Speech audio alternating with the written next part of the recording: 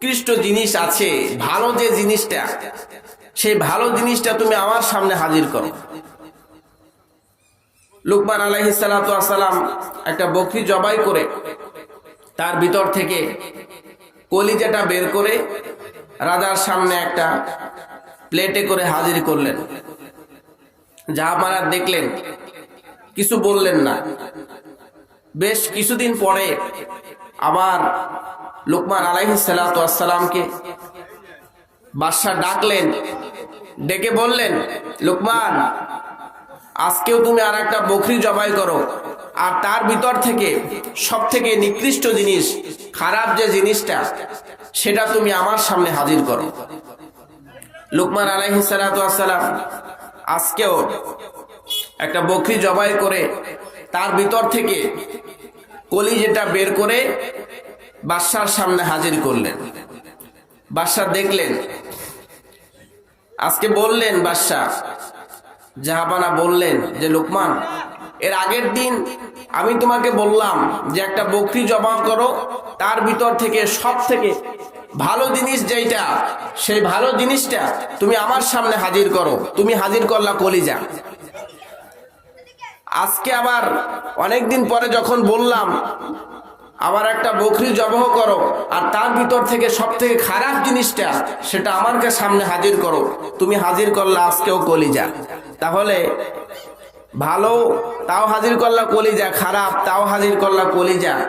সবাই বলে তুমি নাকি জ্ঞানী, তো তোমার জ্ঞানের পরিচয় তো আমি পেলাম না। লুকমান আলাইহিস সালাতু ওয়াস সালাম তিনি বললেন, জাহাপানা, আপনি জ্ঞানের পরিচয় পেয়েছেন কি পান না, এইটা বড় কথা না।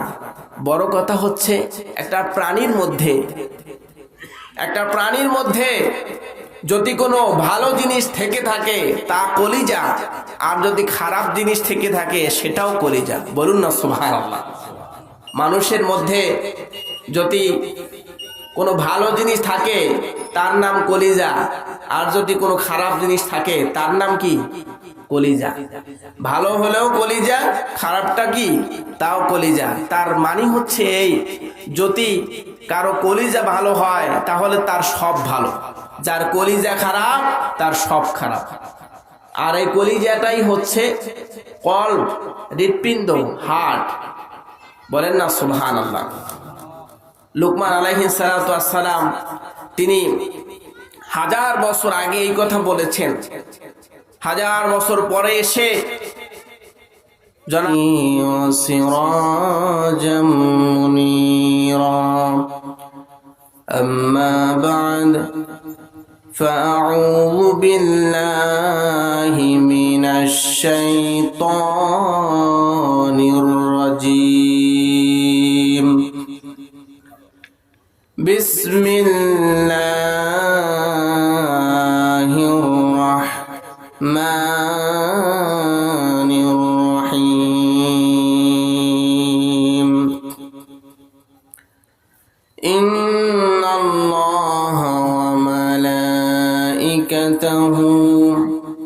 يصلون على النبي يا أيها الذين آمنوا صلوا عليه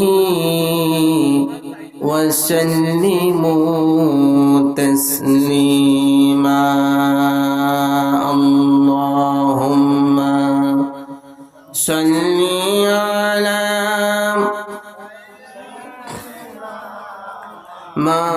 مولانا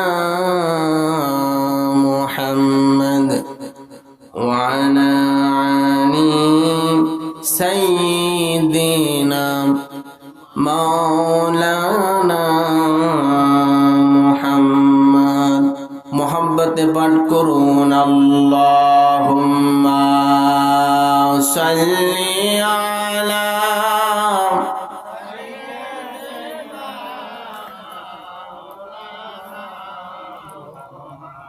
وعلى آل سيدنا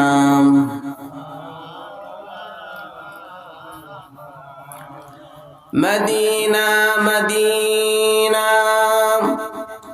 मुमिनों की गुनगुना है, जियारत मदीना आशिकों की तमन्ना है। अल्लाहुम्मा सल्ली अला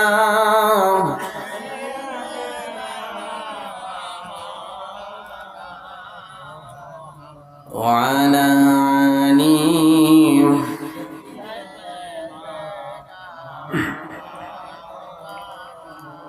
মদিনার পথের ধুলি দিব চোখে সুরমা বলি, যাবে চোখের পর্দা খুলি দেখব সোনার মদিনা। আল্লাহুম্মা সাল্লি আলা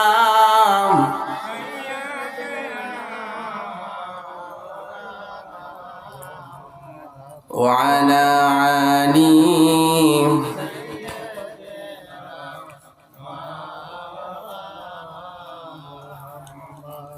بلغ العلا بكماله كشف الدجى بجماله حسنت جميع خصاله صلوا عليه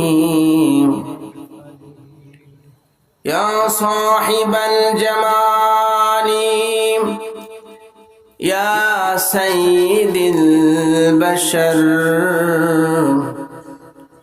من وجهك المنير لقد نور القمر بلغ العلا بكماله كشف الدجى بجماله حسنت جميع خصاله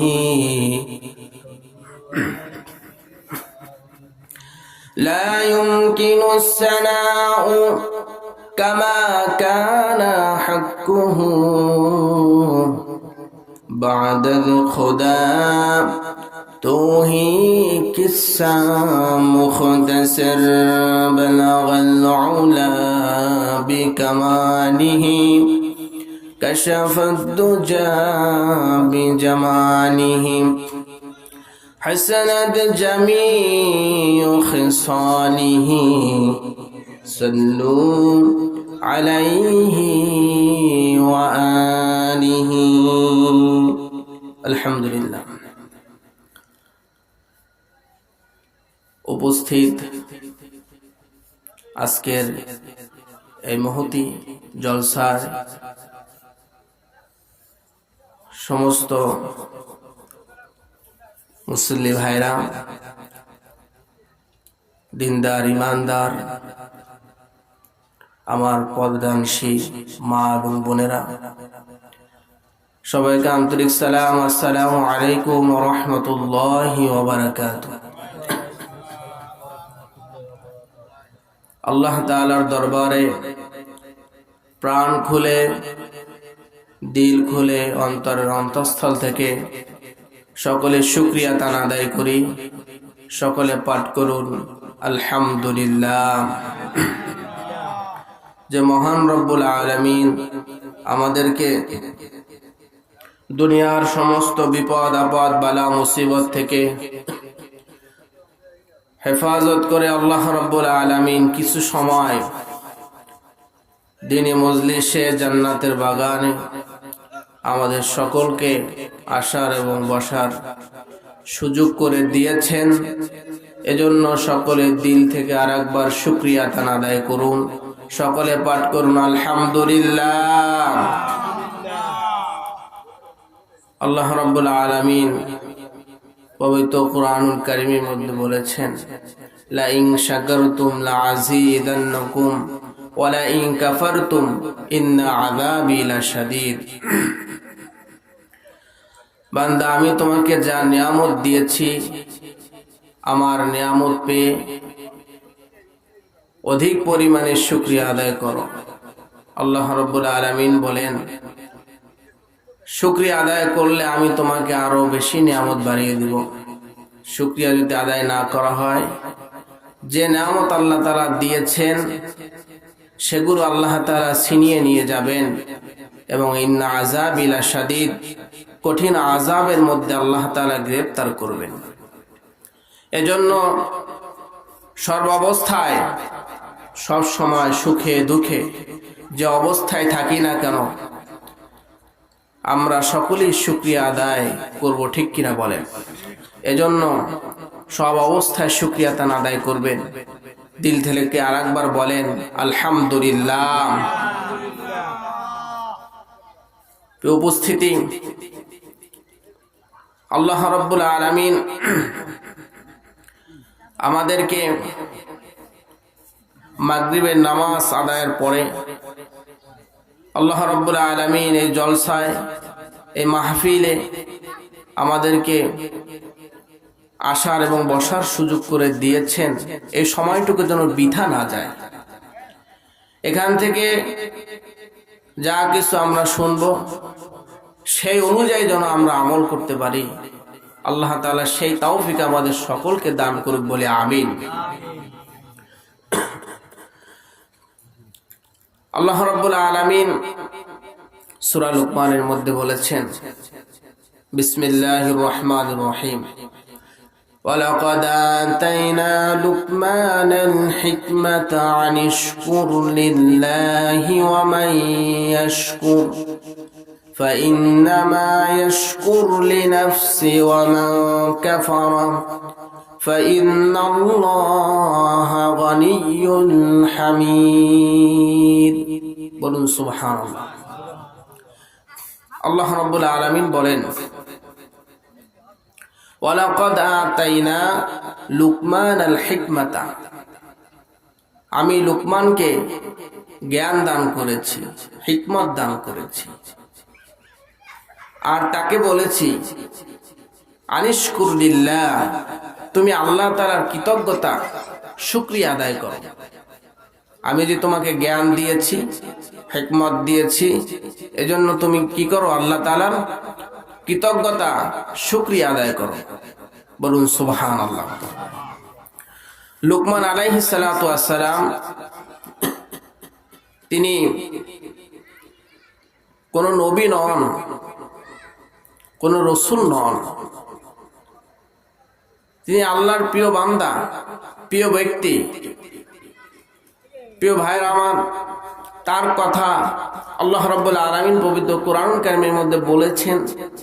তার নামে আল্লাহ তাআলা একটা সূরাও নাজিল করেছেন। বলুন সুবহানাল্লাহ। লুকমান আলাইহিস সালাতু ওয়াস সালাম, তিনি ছিলেন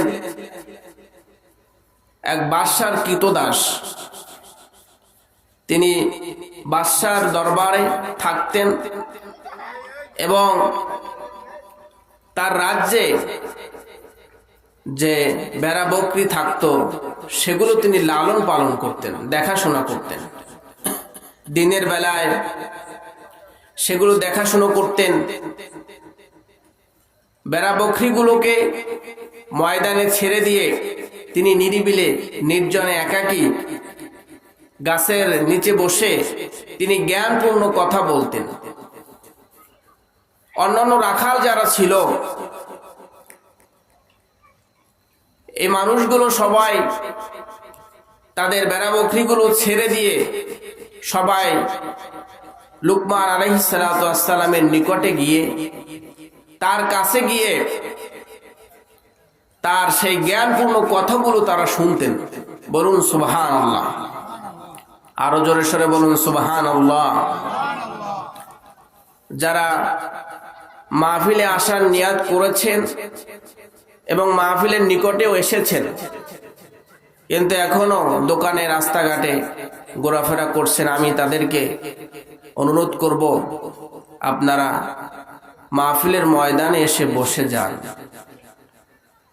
হয়তো এই ময়দান থেকে যে কথাগুলো বলা হবে, এর ভিতর থেকে একটি কথা যদি আপনি আমল করতে পারেন আর আমল করে যদি দুনিয়া থেকে বিদায় হতে পারেন, আল্লাহ রাব্বুল আলামিন সেই ওসিলায় আপনাকে মাফ করে দিতে পারে। ঠিক কিনা বলেন? আমরা তো সবাই গুনাহগার, ঠিক কিনা? নাকি গুনাহ নাই আমাদের? আছে, গুনাহ আছে, সকলের গুনাহ আছে। তো এজন্য মাহফিলের শেষে সকলে দোয়া করে, তওবা করে, সকলে খালেস নিয়তে আমরা এখান থেকে বিদায় হব। কি রাজি আছি তো ইনশাআল্লাহ?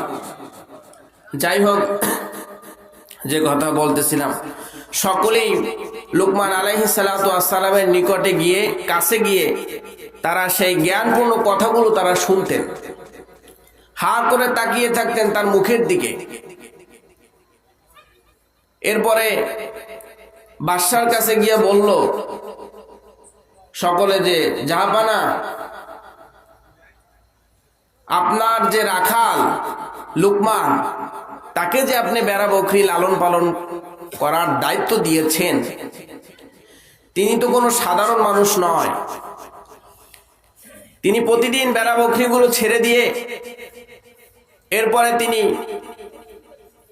গাছের নিচে বসে যে জ্ঞানপূর্ণ কথাগুলো বলেন, তার কথা শুনে মানুষ সবাই তার মুখের দিকে তাকিয়ে থাকে, হা করে তাকিয়ে থাকে। সুতরাং তিনি তো অনেক জ্ঞানী মানুষ, তাকে আপনি অন্য কোথাও দায়িত্ব দেন, বলুন না সুবহানাল্লাহ। বাদশা বললেন, আচ্ছা, তার জ্ঞানটা কেমন এটা তো একটু আমার দেখা দরকার। লুকমান আলাইহিস সালাতু ওয়াস সালামকে বাদশা ডাকলেন, ডেকে বললেন, লুকমান, তুমি যে বেড়া বকরিগুলো লালন পালন করো, তার ভিতর থেকে একটি বকরি জবাই করে সেই বকরির ভিতরে যে সব থেকে উৎকৃষ্ট জিনিস আছে, ভালো যে জিনিসটা, সেই ভালো জিনিসটা তুমি আমার সামনে হাজির করো। লুকমান আলাইহিস সালাতু ওয়াস সালাম একটা বকরি জবাই করে তার ভিতর থেকে কলিজাটা বের করে রাজার সামনে একটা প্লেটে করে হাজির করলেন। জাহাপানা দেখলেন, কিছু বললেন না। বেশ কিছুদিন পরে আবার লুকমান আলাইহিস সালাতু ওয়াস সালামকে বাদশা ডাকলেন, ডেকে বললেন, লুকমান, আজকেও তুমি আর একটা বকরি জবাই করো, আর তার ভিতর থেকে সব থেকে নিকৃষ্ট জিনিস, খারাপ যে জিনিসটা, সেটা তুমি আমার সামনে হাজির করো।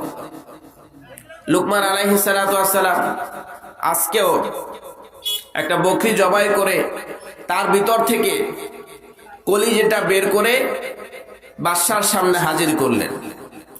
বাদশা দেখলেন, আজকে বললেন বাদশা, জাহাপানা বললেন যে, লুকমান, এর আগের দিন আমি তোমাকে বললাম যে একটা বকরি জবাই করো, তার ভিতর থেকে সব থেকে ভালো জিনিস যেটা, সেই ভালো জিনিসটা তুমি আমার সামনে হাজির করো। তুমি হাজির করলা কলিজা। আজকে আবার অনেকদিন পরে যখন বললাম আবার একটা বকরি জবাই করো, আর তার ভিতর থেকে সব থেকে খারাপ জিনিসটা, সেটা আমার সামনে হাজির করো, তুমি হাজির করলা আজকেও কলিজা। তাহলে ভালো তাও হাজির করলা কলিজা, খারাপ তাও হাজির করলা কলিজা। সবাই বলে তুমি নাকি জ্ঞানী, তো তোমার জ্ঞানের পরিচয় তো আমি পেলাম না। লুকমান আলাইহিস সালাতু ওয়াস সালাম তিনি বললেন, জাহাপানা, আপনি জ্ঞানের পরিচয় পেয়েছেন কি পান না, এইটা বড় কথা না। বড় কথা হচ্ছে একটা প্রাণীর মধ্যে যদি কোনো ভালো জিনিস থেকে থাকে তা কলিজা, আর যদি খারাপ জিনিস থেকে থাকে সেটাও কলিজা। বলুন না সুবহানাল্লাহ। মানুষের মধ্যে যদি কোনো ভালো জিনিস থাকে তার নাম কলিজা, আর যদি কোনো খারাপ জিনিস থাকে তার নাম কি? কলিজা। ভালো হলেও কলিজা, খারাপটা কি? তাও কলিজা। তার মানে হচ্ছে এই, যদি কারো কলিজা ভালো হয় তাহলে তার সব ভালো, যার কলিজা খারাপ তার সব খারাপ। আর এই কলিজাটাই হচ্ছে কলব, হৃৎপিণ্ড, হার্ট। বলেন না সুবহানাল্লাহ। লুকমান আলাইহিস সালাতু ওয়াস সালাম তিনি 1000 বছর আগে এই কথা বলেছেন। 1000 বছর পরে এসে জনাবে মুহাম্মাদুর রাসূলুল্লাহ সাল্লাল্লাহু আলাইহি ওয়াসাল্লাম তিনিও এই একই কথা বলেছেন। কি বলেছেন তিনি? আলা ওয়া ইন্না ফিল জাসাদি মুদগাতান ইযা সালুহাত সালুহাল জাসাদু কুল্লু ওয়া ইযা ফাসাদাত ফাসাদাল জাসাদু কুল্লু আলা ওয়া হিয়াল কলব। বলেন না সুবহানাল্লাহ। তিনি কি বললেন?